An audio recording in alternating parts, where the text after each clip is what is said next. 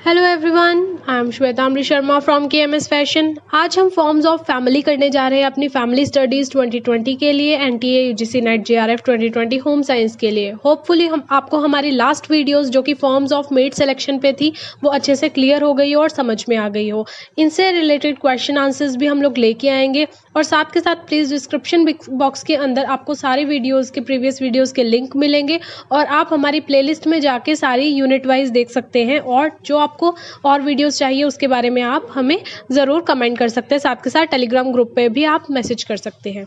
सबसे पहले हम देखेंगे अपनी पढ़ेंगे on the basis of structure. जो हमारी फॉर्म और फैमिली है वो स्ट्रक्चर के बेस पे कैसे होती है। तो स्ट्रक्चर के अंदर सबसे पहले आता है हमारा सिंगल पेरेंट। सिंगल पेरेंट्स कौन से पेरेंट्स होते हैं? जिनके पास या तो वो अपने चाइल्ड होते हैं, चाहे वो मेल हो या वो फीमेल हो। और हमने ये भी देखा है कि कोई डाइवोर्स हो जाता है किसी का, कोई विडो हो जाता है, कोई सेपरेट हो जाते हैं, वो सिंगल पेरेंट्स आते हैं इस एक कंटेंट के अंदर।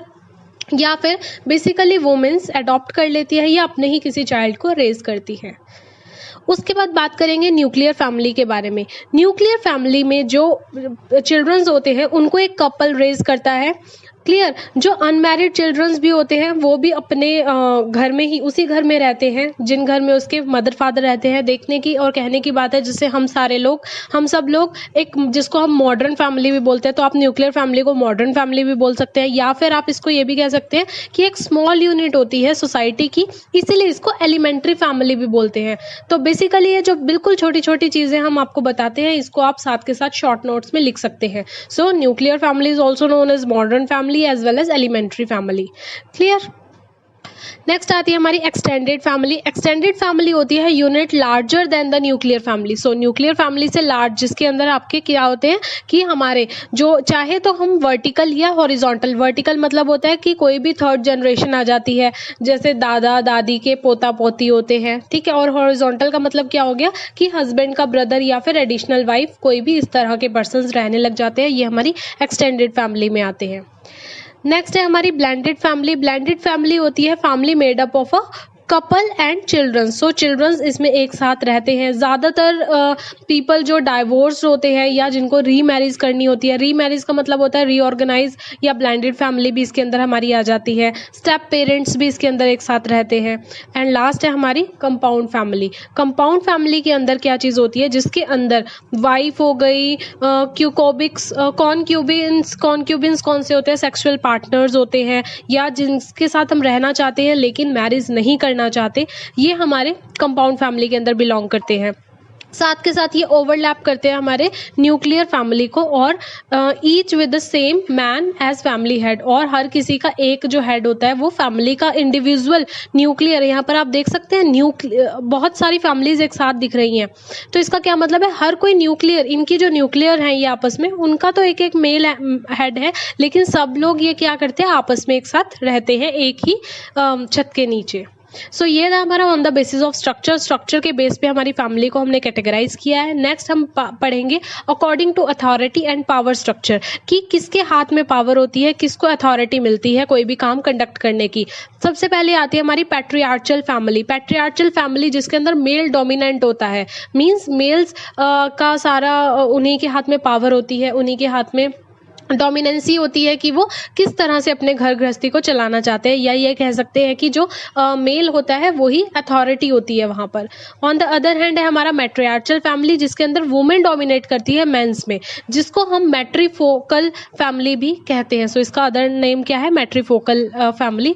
लास्ट है हमारी एगालेटरल फैमिली। एगालेटरल फैमिली का मतलब होता है इक्वल स्टेटस होता है, इक्वली राइट्स होते हैं दोनों के, हस्बैंड और वाइफ आपस में एक साथ मिलके काम करते हैं।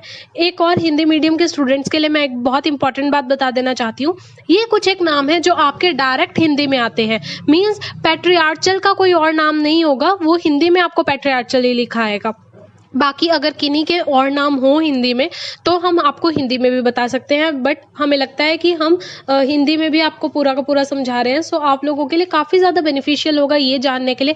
कई बार होता है कि किसी चीज़ का अगर आप हिंदी में नहीं करते, आप इंग्लिश में क्वेश्चन देख सकते हैं, तो उसके लिए आप इन क्वेश्चंस को ईजिली कर सकते हैं।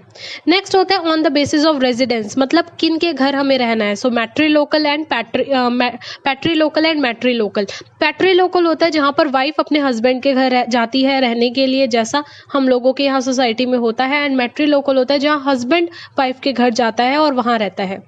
सो यहाँ आप देख रहे हैं ये हमारा पैट्रीलोकल है, दिस इज मेल एंड ये फीमेल है। सो यहाँ पर मेल के घर ही रहना पड़ता है, ये उनके बच्चे हैं। क्लियर, जो ये हमारा क्यूब बना हुआ है डायमंड शेप में, सो यहाँ पर ये मदर के घर रहते हैं वो सब लोग ना। क्लियर, तो ये जैसे सपोज ग्रैंड मदर है तो ये मदर है, ये हम लोग हैं, ये हमारे चिल्ड्रंस हो गए। तो इस तरह से ये चलता है। नेक्स्ट आता है on the basis of ancestry. Ancestor contribute करते हैं कंटिन्यू थ्रू द फादर, की मतलब कि फादर के एंसेस्टर्स को ही देखते हैं, उन्हीं के ही एंसेस्टर्स की बात होती है। तो जैसे ये फादर है, इन्हीं के एंसेस्टर्स की बात होगी कहाँ पर, जहाँ पर पैट्रीलिनियर डिसेंट होते हैं, हमारे एंसेस्टर्स होते हैं, और मैट्रीलिनियर में मदर के जो एंसेस्टर्स होते हैं उनके बारे में बात की जाती है, उनको बिल्कुल पुट फॉरवर्ड रखा जाता है। नेक्स्ट है on the basis of in group and out group. In group और आउट ग्रुप हम एंडोगैमियस और एक्सोगैमियस को बोलते हैं। जैसे कि marriage only among members of an in group, अपने ही ग्रुप के लोगों से शादी करना। जैसे कि अगर फॉर एग्जांपल क्लियोपैट्रा की बात करते हैं तो उसने अपने ही ब्रदर से मैरिज कर ली थी ताकि जो उनके बच्चे हों वो कैसे हों, वो प्योर लाइन के पैदा हों। क्लियर, प्योर ग्रुप के पैदा हों। ऑन द अदर हैंड यहाँ आप देख रहे हैं कि एक फिलिपिन ब्राइड ने नाइजेरियन ग्रूम से शादी कर ली। सो ये दोनों के दोनों क्या है, आउटसाइड ग्रुप है। तो आपका इन ग्रुप और आउट ग्रुप एंडोगैमियस या एक्सोगैमियस कहलाता है। Next on the basis of blood relation आता है। On the basis of blood relation में दो कैटेगरीज हैं, कंज्यूगल फैमिली जो जिसके अंदर स्पॉर्स होते हैं, ऑफस्प्रिंग्स होते हैं और बच्चे होते हैं, मींस सिर्फ उनके बच्चे होते हैं और कोई उन्हीं से ही रिलेट करते हुए उनका ब्लड लाइन के जो होते हैं वो रहते हैं। और साथ के साथ हमारा जो दूसरी फैमिली है that is consanguineous family, that is consanguineous family. ये कंसिस्ट करती है ब्लड रिलेटिव्स, आपके ताया चाचा मामा सब एक साथ रहते हैं, उनके बच्चे भी एक साथ रहते हैं, और आप मेट्स भी एक साथ रहते हैं। सो ये हमारी on the basis of blood relation हमारी फैमिली को डिस्क्राइब किया गया है। सो ये हमारे टाइप्स ऑफ फैमिली थी, फॉर्म्स ऑफ फैमिली थी on the basis of different थे कि एंसेस्टर के बेस पे, किस तरह से रेजिडेंस के बेस पे, ब्लड स्ट्रीम के बेस पे, अथॉरिटी किसको है, पावर किसको है, और स्ट्रक्चर क्या है। सो होपफुली आपको ये वीडियो बहुत अच्छे से समझ आई होगी। प्लीज लाइक कीजिए, शेयर कीजिए, कमेंट कीजिए एंड सब्सक्राइब कीजिए KMS फैशन को। Till then goodbye, have a nice day.